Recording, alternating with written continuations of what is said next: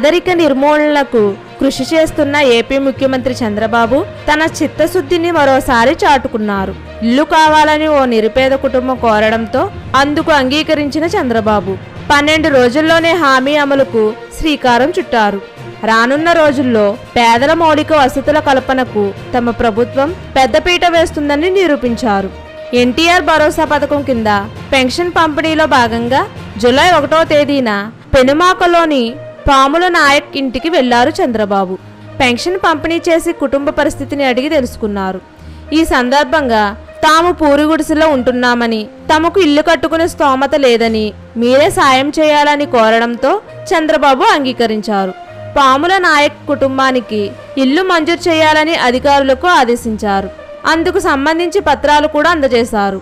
ఇంటి నిర్మాణం కోసం ప్రభుత్వం 1.80 లక్షలు మంజూరు చేసింది. దీంతో ఇంటి నిర్మాణం కోసం పాముల నాయక్ దంపతులు భూమి పూజ చేశారు. మంత్రి లోకేష్ చొరవతో టీడీపీ నాయకులు ఇంటి నిర్మాణ పనులు ప్రారంభించారు. ఈ సందర్భంగా తమ కల సహకారం అవుతుందని చంద్రబాబు లోకేష్కు పాముల నాయక్ దంపతులు కృతజ్ఞతలు తెలిపారు.